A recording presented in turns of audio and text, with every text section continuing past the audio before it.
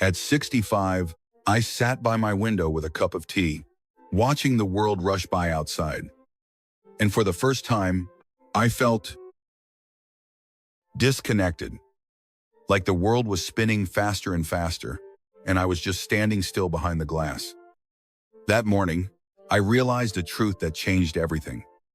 For decades, I believed my children would be my anchor. We spend our lives raising them, don't we? We pour our love, our money, our youth into them. And deep down, we hold on to this silent, sacred hope. When I am old, they will be my rock. They are the one bond that cannot break. But the reality is harder to swallow. Our children grow up, and they drift into their own storms. They have mortgages that keep them awake, stressful jobs that drain them, and their own children to raise. You start to notice the shift. The visits become shorter. The phone calls feel rushed. You realize with a heavy heart that you have become a task on their weekly to-do list, not the center of their world anymore. Then, you turn to your siblings, the witnesses of your youth, but they are fighting their own battles now. Their health is fading, or they live too far away to drive. And friends, that circle shrinks every year. People move away to be near their grandkids, or illness keeps them inside. And suddenly, you are standing in your living room, and the silence is loud. You ask yourself the question that hurts the most. If I cannot lean on the people I love most, who is really there for me? Please listen to me. This is not about being bitter. And it is not about blaming them. This is about waking up to a powerful wisdom.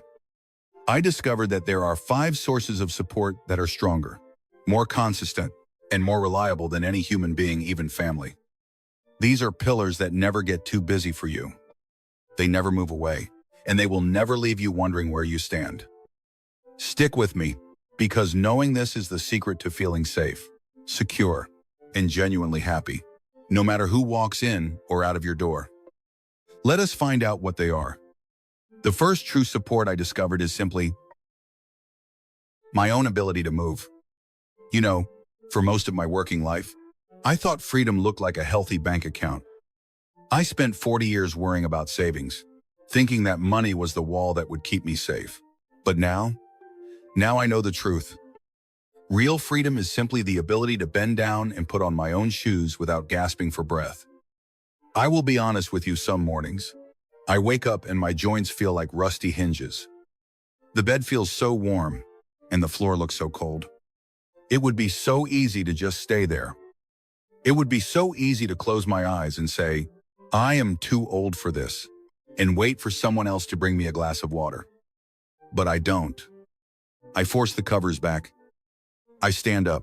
I take that walk down the hallway, even if it is slow. Why? Because I realize that the moment I stop moving is the moment I start waiting. Waiting for a ride. Waiting for a strong hand to pull me out of a chair.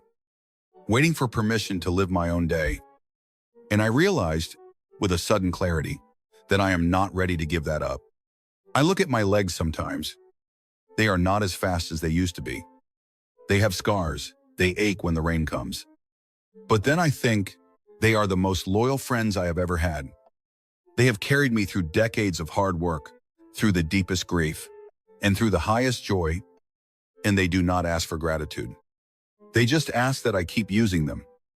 So, whether it is stretching in my chair while the kettle boils, or walking to the mailbox to get the morning paper, every movement is a declaration of independence.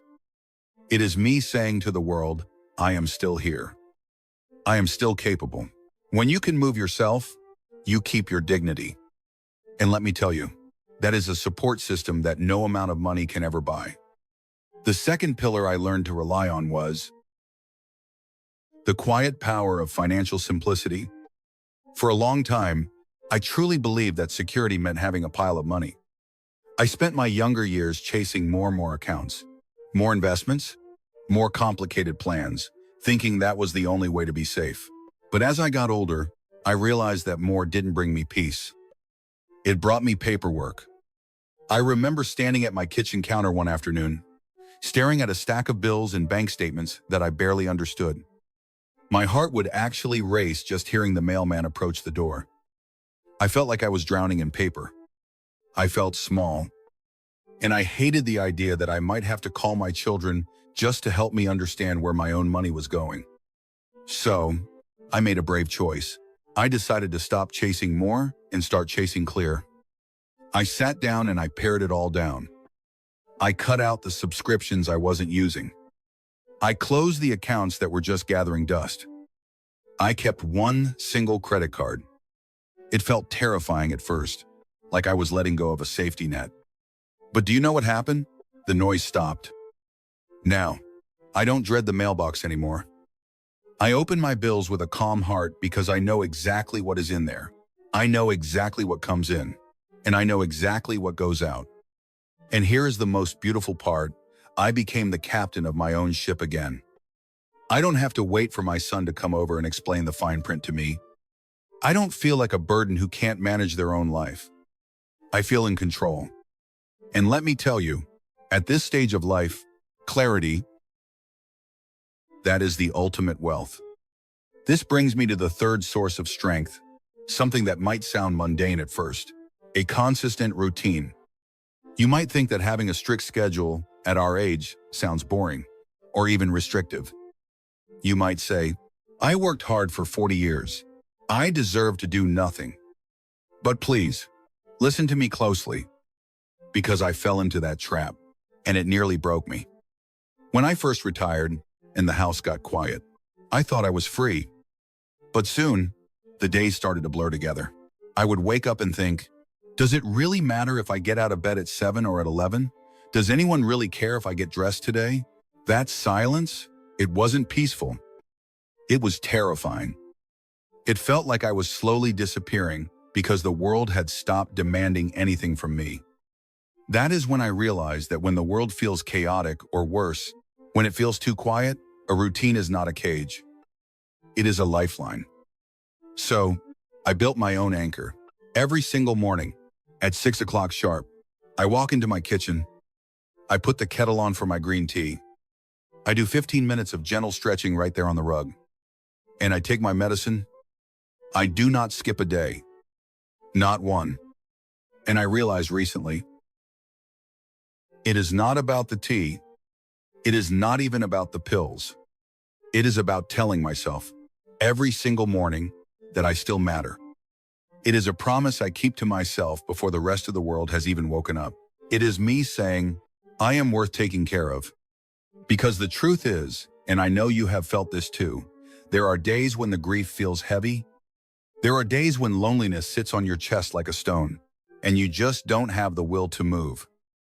On those dark days, if I had to make a decision, I might just crumble.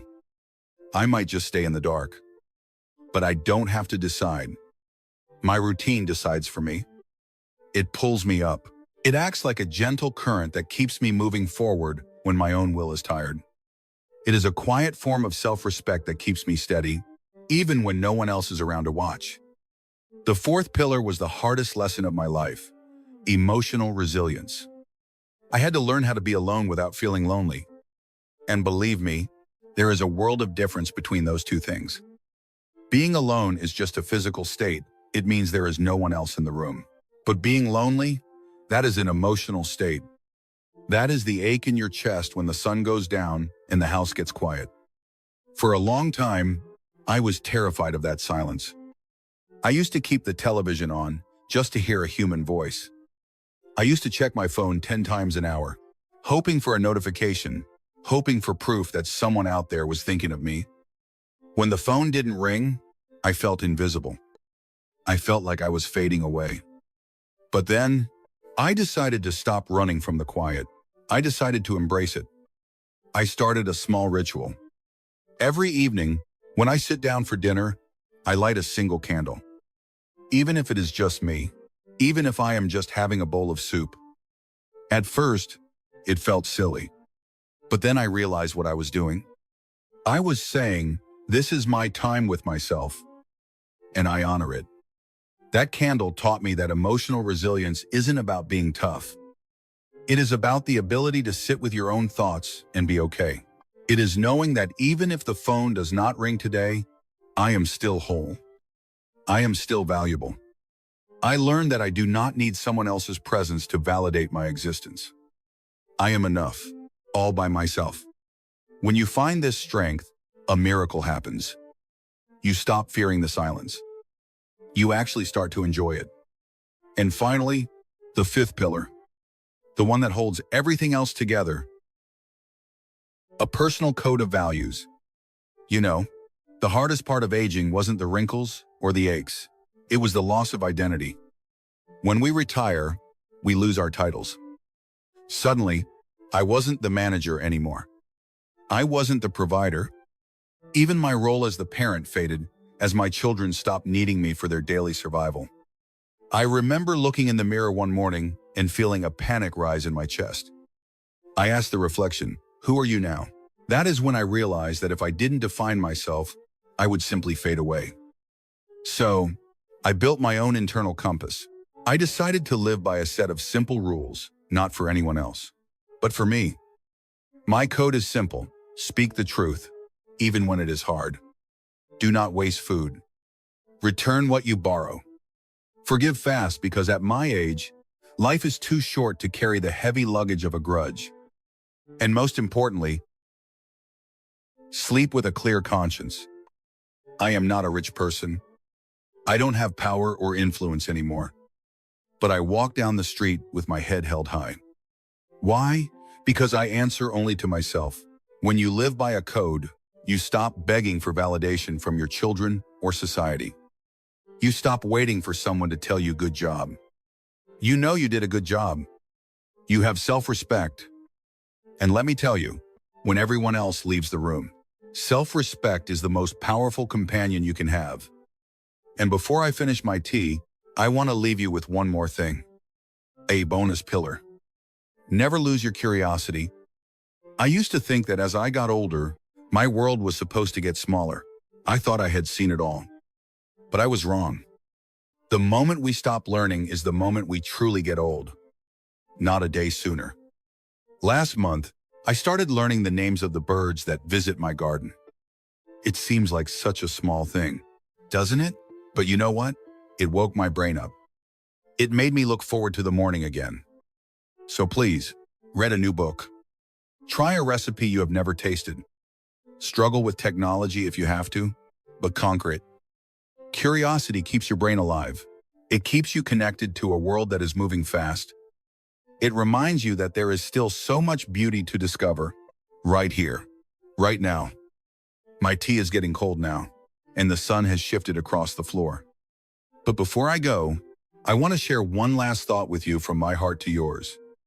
For a long time, I was afraid that by being independent, I was pushing my family away. I thought, if I don't need them, will they still come? But I realized something profound. Relying on yourself does not mean you do not love your family. It means you love them enough to be strong for yourself. I don't want my children to visit me because they are worried about whether I have eaten or if I have fallen down. I want them to visit me because they want to hear my stories. I want them to come for my company, not my care. When you build these pillars, you are not a burden to your children. You are a foundation. You are giving them the gift of knowing that you are okay. So, I want to ask you, which of these pillars do you already have, and which one do you need to start building today? If you found value in our time together today, please let me know in the comments. I sit and read every single one of them, and they mean the world to me. It feels like we are having a conversation across the miles. Remember, you are doing life right. Thank you for watching, and I will see you in the next video.